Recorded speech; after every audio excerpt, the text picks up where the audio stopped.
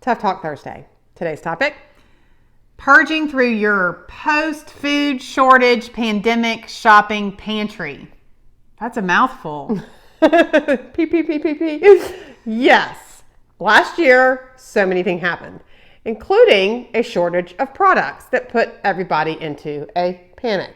Right. And the buying patterns for people changed. And so either you didn't see something for a while and then you saw it and then you're like, must get as much as I can. Or you started buying things that were non-perishable because you thought we were going to be only eating sardines and canned salmon over here and rice, So there are a lot of like non-typical purchasing habits happening. Right. And we're not talking about those that keep survival food. I mean, there is a market for that. There is a way to properly store that. There is nothing against that. We're talking about your normal everyday run-of-the-mill pantry items. Right. And keeping them in your pantry and having them stocked full of survival food when you don't have any room for your normal food anymore. Or your deep freezer in the garage, because people got a little crazy with that too. But we have been in a lot of homes lately helping people in kitchens, and we're seeing all of this food that is now going to waste. Right. Because we panic purchased, we bought way more than we were ever going to need, and then we forgot how much we bought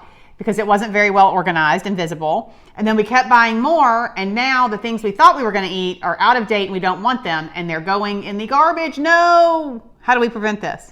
Well, rotate, bring out those items, put them in the front of your pantry. Get the stuff that you bought during that time, bring it front so that stuff that's going to expire sooner is used quicker.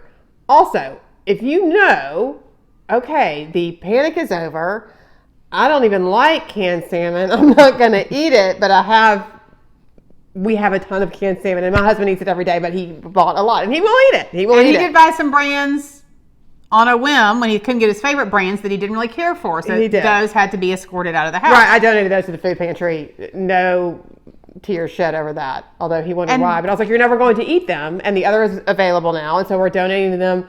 Not to give other people nasty salmon because everybody has a different palate, but we donated those because I don't have room in my pantry to keep stuff he really isn't going to eat unless we're in a apocalyptic situation. Right. So the point is, look at it now, because if it's something that you are not going to have time to eat or desire to eat, but still has a little bit of life left in it, let's donate that to the people that can use it. And it may also remind you of some things that you purchased that you forgot you purchased. We did that today with some clients, and she was like, I didn't even know I had any of this. Yep. So it gives you an opportunity to use the things that you already own, right? So let's just take a minute, take a deep breath. Most everything that we need is back on the shelves. There are a couple of exceptions, but for the most part, unless you're trying to do construction or buy an appliance, you can pretty much get what you need at Kroger, Whole Foods, whatever. So let's look through our stuff, get rid of what's no longer serving us, and get back to some regular buying habits. Your pantry will thank you. So hearing that you may have to have a few nights of salmon or pinto beans or Vienna sausage or pasta or any of those pandemic foods that you may not normally buy, tough to hear. But totally true.